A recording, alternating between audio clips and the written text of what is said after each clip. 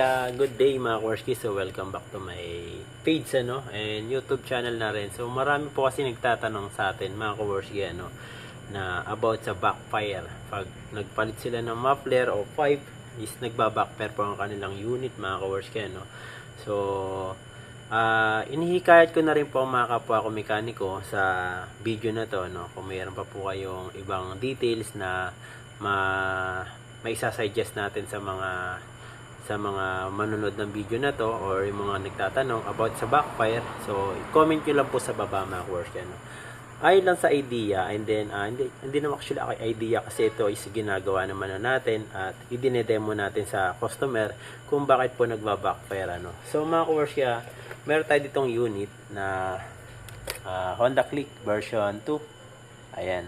So Honda Click version 2 mga Kaworski, and then meron tayong ditong hawak na tablet na ang gamit natin ay yung ating Smart Eco FI. So ide-demo ko sa inyo kung bakit po nagba-backfire pag po ay nagpalit na po tayo ng power pipe So sana po tapusin natin yung video. Wag puro conclusion mga Kaworski dun sa mga nais magkaroon ng idea, matuto. Kasi hindi naman po kukunin yung buong araw ninyo para lang mapanood ang video na to So sabihin natin mga 10 minutes, 15 minutes para ma-explain ko sa inyo ng maayos kung bakit po nagba-backfire. Kasi yung iba po, pag nagtatanong sa atin, conclusion kaagad ang gusto nila. Hindi po ganun. Kung gusto nyo pong matuto, kailangan po, maging malalim tayo, kailangan maging mabusisi tayo.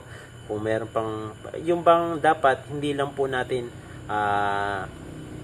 na nagagawa, dapat naiintindihan din po natin ginagawa natin. So, yung sinabi ko na yung base po yan sa mga kapwa ko mekaniko mga Kaworski na kumisa kasi nagtatanong din sa atin na about sa backfire So ngayon sasagutin natin yan bakit po nagba-backfire ang ating motor na scooter o mga Yamaha, Aerox, ayan, di ba? Aerox, NMAX o Honda, Click, ADB, P6, etc. mga Kaworski So ngayon pasok tayo mga Kaworski sa motor o sa tuning tuning mga Kaworski So ipapakita ko po sa inyo kung bakit po nagba-backfire ang ating unit pag po nagpalit tayo ng muffler. Ang isang mga sagot dyan mga Kaworski is nasa habit throttle. Okay? Pagka po ang throttle natin ay tapos balik kagad, backfire. Okay? So hindi po tama po na pagbirit natin and then balik mga ilang segundo bago nyo ulit pipigayin. Magba-backfire po talaga mga Kaworski. Ide-demo ko sa inyo kung bakit po siya nagba-backfire. Ang ibig ko sabihin mga Kaworski, maraming nagba-backfire dahil po sa throttle habit nila. Dahil hindi po kasi kumbaga nag-throttle sila, biglang bitaw kaagad ang ginagawa So sa totoo lang, dati po nung araw sa mga 2-stroke pagka po piniga nila and then binalik, hindi nila piniga-piga, ayun, ang mangyayari mga Kaworski, sira ang piston, sira ang block. Mag-overheat po yun mga Kaworski, gas-gas po ang piston nila rin pag gano'n. Si demo ko sa inyo bakit nga ba bakit po siya nagba-backfire. So pasyensya na mga Kaworski sa mahabang paliwanag Then sige, pasok na tayo. Okay mga Kaworski, so nandito tayo ngayon sa tablet natin Then meron kasi dito mga Kaworski sa Smart FI Eco na auto search. So pwede nyo na pong i-load yung i-demo ko na rin sa inyo mga Kaworski itong ginagamit kong remapping So yung gustong hindi mo mahirapan mag-mapping mga Kaworski, ayan na, meron na po siyang naka-load dito na pwede nyo na pong i-remap yung motor nang hindi na po kayo nag-e-edit Pero ako po kasi mga Kaworski, hindi ko po ginagamit yan dahil meron po tayong sariling mapping mga Kaworski Kaya kami madalas sa professional tuning kami nagre-remap mga Kaworski Kasi kami may sarili po kaming strategy kung paano kami mag-remap. So ngayon mga Kaworski, ito na. Pag sinabing professional tuning, ikaw mismo po mag-e-edit mga Kaworski And then sa mga nais bumili pala mga Kaworski ng Smart FI Eco, so chat nyo po si Master Mark Colado. Siya po yung mga sa amin o nagtuturo or nagbebenta ng mga tools na ganyan para po sa inyong hanap buhay mga Kaworski And then sa mga kapwa ko mekaniko, and then sa mga nagtatanong naman bakit nagba-backfire, ito po sasagutin na natin. So punta tayo mga Kaworski sa original file. Ayan, isabihin original mapping ng motor ninyo, ng ECU ninyo mga Kaworski So kaya po nagiging problema, number 1, ay nag-pipe kayo and then yung throttle habit ninyo hindi po na iba dun sa paggamit nyo nung una, no? Kasi dun sa stock hindi nyo po mararamdaman na nag-ano siya mga Kaworski, na nagbabackfire dahil nga po may divider. And then sa nakikita nyo screen mga Kaworski, ayan, pagka naka-blue, ibig sabihin low gas yan mga Kaworski. Ano, pag light blue, ayan, medyo saktong gasolina lang. Yung green, ayan, and then yung kulay dilaw hanggang pula mga Kaworski, masyadong matataas na gas na yan mga Kaworski, ano. So ide-demo ko sa inyo ng actual bakit po nagbabackfire ang ating motor. So meron tayo dito makikita na RPM, ito yung RPM, and then ito naman yung TPS. Ibig sabihin po ng TPS mga Kaworski, yan yung pagka tino-throttle natin yung motor ay nagre-reading po yan. TPS versus RPM po yan. So paanda rin natin yung unit. Okay. Ayan. Naandar na siya. Kung narinig nyo sa video. And then, pagagalawin natin yung mapping. Ganito kaganda mga Kaworski yung ginagamit ko na diagnostic tools na with remap na. And then, pwede ka mag-remap mga Kaworski. Ano? Ayan. So, nakikita nyo dyan. Taas pa ng RPM mo. Sa 1.9 pa. 1.8. So, dapat nasa 1.6 to 1.7 lang RPM natin. So, malamig pa po kasi makina mga Kaworski. Ano? So, demo ko lang sa inyo mga Kaworski. Hindi ko mapiga, ay hindi ko mapihit.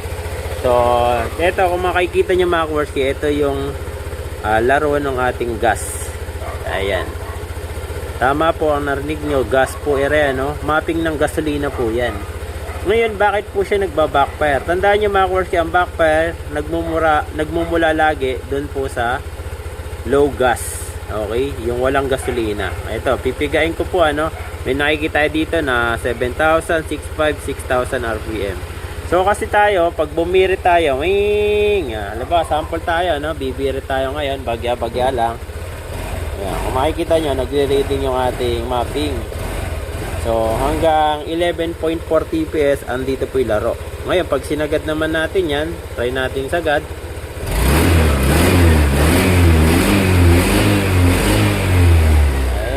Nakikita nyo na siguro ibig ko sabihin mga Kaworski, ano? Pag po humataw tayo, dito po napupunta yung gas natin. Yan, dito. Sa parte na to, ano? And then, pagka humataw kayo, dyan niya. And then, pag binalik nyo po yung throttle nyo, ito naman po ang pinupuntahan niya. Yan. Napipinpoint nyo na po siguro ibig ko sabihin bakit po nagbabackfire. So, meaning mga Kaworski, pag nagbalik kagad tayo ng throttle, kung 7,000 RPM yon o 8,000 RPM, pababa po yan, hindi po bumovolume ang gasolina dyan. So makaka-receive po talaga tayo ng backfire. So ngayon, tatanungin ninyo, pwede ba dagdagan yan? Pwede naman po mga Kaworski, pero kami, based ako sa ano, hindi ko kasi masyadong inaano yung, hindi ko na masyado pinapas niya. Binibigyan ko na lang na idea ang customer para hindi po mag-backfire, ano. So, pagka birit ninyo, dapat, halimbawa birit, ganun yan. Dapat nilalaro natin yung throttle mga Kaworski, ano. Kung stock, ano pa po yung, stock ACU pa yung gamit ninyo mga Kaworski, ano. Ngayon, pwede naman po namin dagdagan ng volume ng gas yan kung gugustuhin namin para hindi po mag-backfire, ano.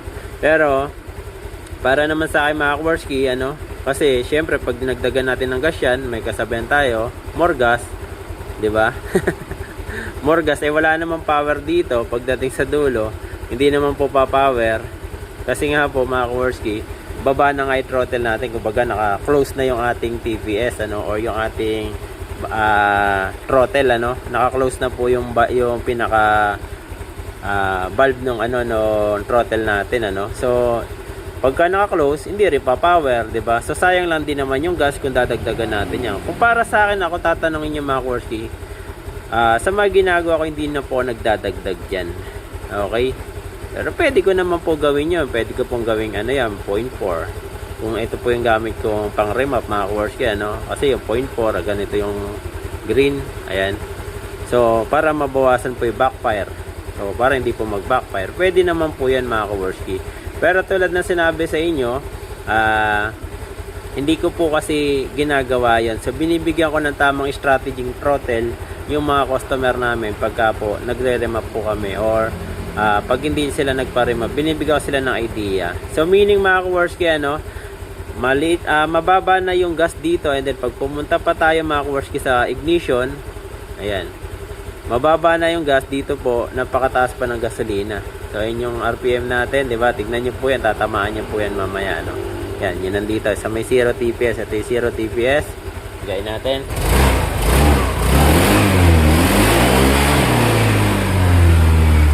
O, diba? Wala nang gasolina, ang taas pa ng ignition. O, kaya backfire yan. Yun.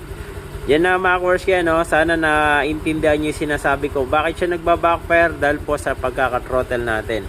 Dapat pag pumiga tayo ng throttle, Ming! And then, pagka binalik nyo, papitik-pitikin nyo po mga kaworski para po hindi po nagba-backfire. Para maiwasan po natin mag-backfire.